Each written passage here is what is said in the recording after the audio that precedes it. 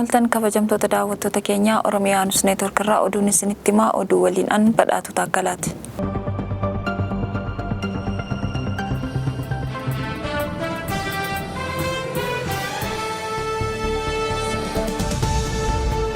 Koongireensiin Federaalawaa Oromoo hidhattoota faannoo dabalatee da'attoota isaanii akeekkachiise. Koongireensiin Federaalawaa Oromoo kaleessa haala yeroo Oromiyaa keessaa irratti ibsa baaseen finxaaleeyyoota Amaaraa kan faannoo ofiin jedhanii fi qaamota isaan duuba jiran hundi adabachuu qabu jedhe. Bulchiinsa Oromiyaa godina Shawaa Dhiyaa aanaa Noonnoo ganda Biiftuu Jaalalaa iddoo addaa Qondaalaa jedhamutti gaafa waxabajjii 8/2016 dhukaasaan itti roobsamee miinoo itti darbatamee misirroowwan lamaan dabalatee namoonni 27 battalumatti ajjeefamuu fi namoonni 17 madaa'anii wal'aansa otoo hin argatinii fi otoo wal'aanamaa jiranii du'uu isaanii maddeen oduu adda addaa miseensota keenyaa fi jiraattota aanicharraa mirkaneeffadheera jedhe KFO'n. Reeffa namoota ajjeefamanii adda baasuun rakkisaa waan tureef qaamni ibiddaan gugubatee funaanamee boolla tokkotti awwaalamu gaafa dhageenyu gadda guddaatu nutti dhaga'ame.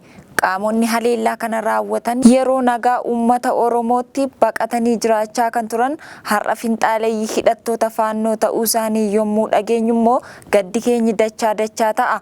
Finxaaleeyyiin kunneen guyyaa caqasamee dura guyyaa 2 aanichatti jiraattota ganda jiruu gammachuu kan ta'an namoota 2 irratti haleellaa raawwachuu isaanii bulchaan godinichaa dhaabbata tamsaasa odeeffannoo tokkoof jecha isaa kennee mirkanaa'eera jedhe KFO'n ibsa baase kanaan. Hidhattoonni finxaaleeyyii faannoo kunneen yeroo garaagaraa godinaalee fi aanaalee Wallaggaa adda addaatti haleellaa wal fakkaataa raawwachaa turuun isaanii fi kana akka raawwatanii fi kan onnachiise immoo gargaarsa loojistikii fi meeshaalee waraanaa tibba waraana Tigraay argataniin hamma funyaanitti hidhachuu isaanii akka ta'e beekamaadha.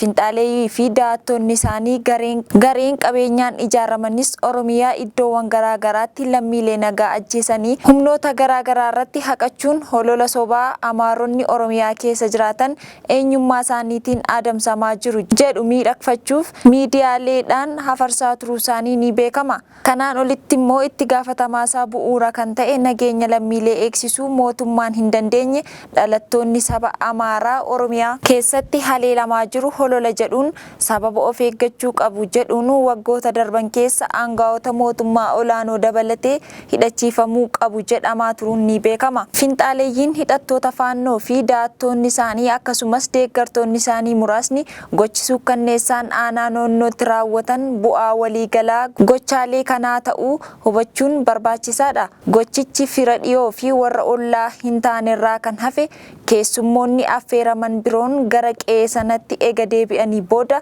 raawwachuun gareen finxaaleeyyii daangaa galaanaa Liibiyaa cinaatti ajjechaa suukkanneessaa daran lammiilee Itoophiyaa irratti adda baasuun raawwatan waliin wal fakkaata. Sababa kanaaf paartiin keenya gocha suukkanneessaa kana cimsee balaaleffata.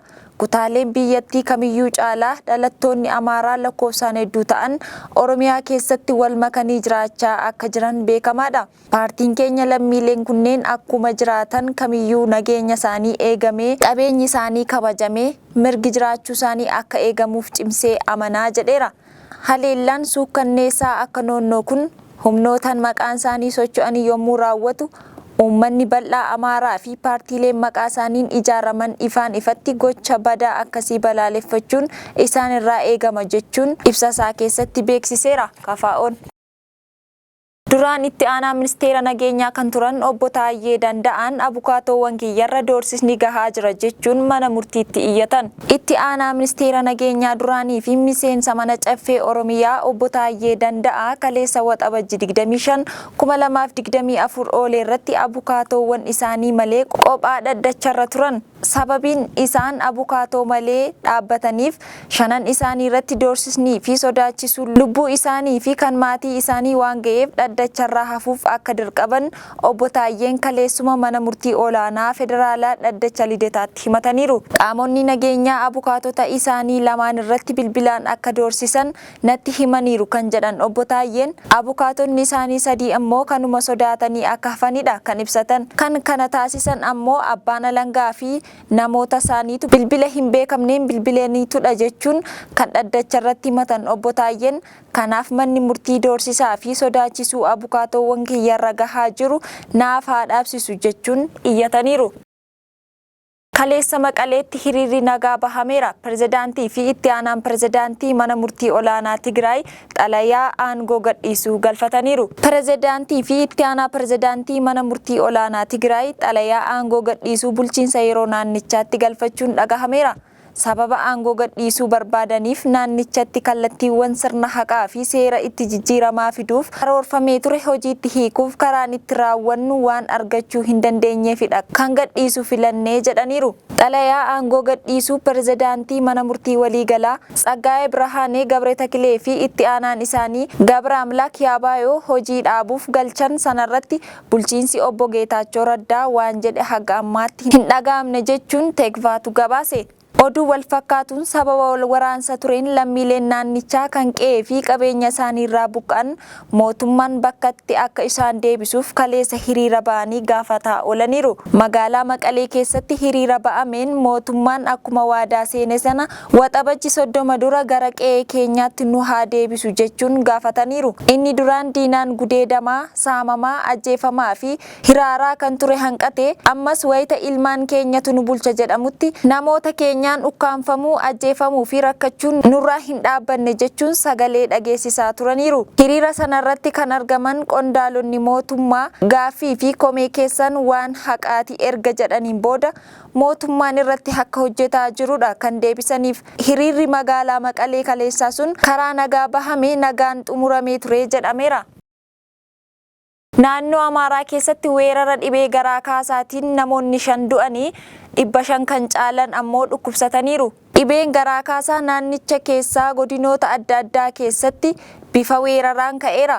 Haga ammaatti namoonni 500 caalan dhibee kanaatiin qabamuu Instituutiin Fayyaa Hawaasaa beeksise. Godina addaa Oromoo dabalatee godinoota biroo keessatti dhibeen kun akka weeraraatti erga ka'eetiin namoota ajjeeseera. Dhibichi inni amma bifa weeraraan naannoo sana keessatti kan mul'ate bitootessa darbe 27/2016 akka lakkoofsa Gi'iziitti yoo ta'u haga waxabajji 13/2016tti namoota 530 qabee isaan keessaa 5 akka ajjeese dhaabbatichatti ogeettii kan ta'an Siister Saafii Dirribii wabeeffatee Addis Istaandardi gabaaseera. Weerarri kun godina addaa saba Oromoo aanaa 3, godina Walloo Kibbaa aanaa 2, godina Kaabaa Gojjam aanaa 2, magaalaa Dasee, magaalaa Kombolchaa fi magaalaa Baardaar keessattis jira jedhameera.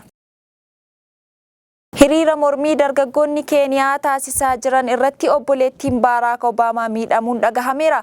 Kaleessa yoo xiqqaate namoonni 13 du'anii 31 ammoo madaahaniiru. Mootummaan waraana biyyaa nagaa buusaa jechuun ajajeera. Erga torbee darbeetii Keeniyaa keessatti dargaggoonnii fi shamarran biyyattii hojii mootummaan itti jiru balaaleffachuun hiriira bahaa jiru. Haga kaleessaatti hiriirri Naayiroobiitti taasifamaa ture hamma tokko nagaa qaba. Kaleessa garuu warra hiriira bahanii fi warra nageenya eegan jidduutti walitti bu'insi dhalatee namoonni 12 Naayiroobii keessatti rasaasaan ajjeefamaniiru. Hiriira karaa caffee yookaan paarlaamaa biyyattii fuuldura irratti bahamee ture irratti dhaadannoon sagalee fi barreeffamaan dhageessifamaa ture. Boodarra qeerroo fi shamarran dabalatee mormitoonni dallaa cabsanii galma paarlaamaa keessatti walgahii irra ture seenuun abiddatti qabsiisaniiru jedhe CNN. Namoota hiriira mormii sanarratti hirmaatan keessaa tokko obboleettii duraan pirezidaantii Ameerikaa turan Baaraak Obaamaa kan taate Ahumaa Obaamaadha.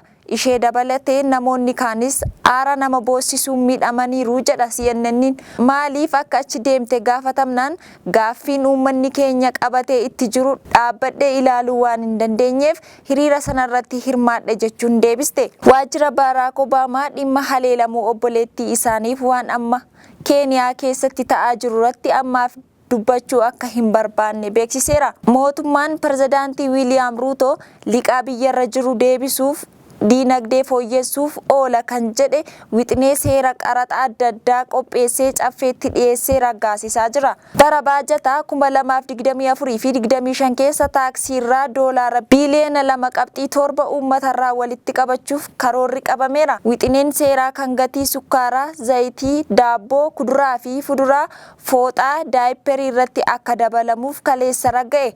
Akkasumas namoonni doqdoqqee qaban waggaa waggaan gatii mootorittiin baastu keessaa dhibbentaa 2 fi walakkaa akka mootummaaf kaffalu kan taasisu seerri baanaan dargaggeessii fi dargaggeettiin hedduun mormiif karaatti bahani. Wiixata darbe Ruutoon battalumatti bahanii gatiin daabboo irratti dabalamuuf yaadame akka hafe ibsanii ture. Ummatichi garuu waan nyaataa fi dhugaatii bu'uuraa irratti dabalamuuf seerri haaraan bahe kana jireenya nutti qaalessee hiyyummaa nutti fiduudha jechuun mormii isaanii ittuma fufaniiru. Mormii isa kaleessaatiin yoo xiqqaate namoonni 13 biyyattii keessatti du'aniiru. Duraan pirezidaantii biyyattii kan turan Uhuru Keeniyaataan mootummaan gaaffiif yaada uummataa dhaga'uu qaba jechuun wayita gorsan. Komishinarri Komishinii Gamtaa Afrikaa Muusaa Faakiin ammoo biyyattii keessatti nagaan akka deebi'ee bu'uuf qaamota ilaallatuuf waamicha taasisaniiru.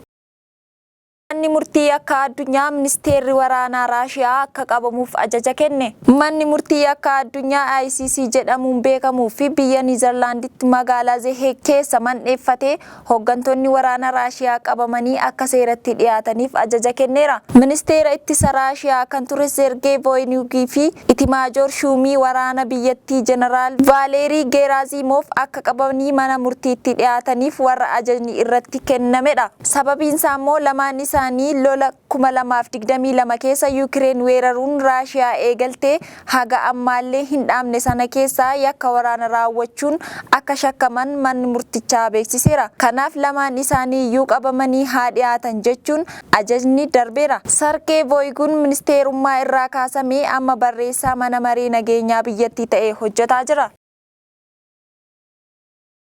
Egaan kabajamtoota daawwattoota keenyaa oduun har'aaf qabnu kana fakkaata. Turtii gaarii.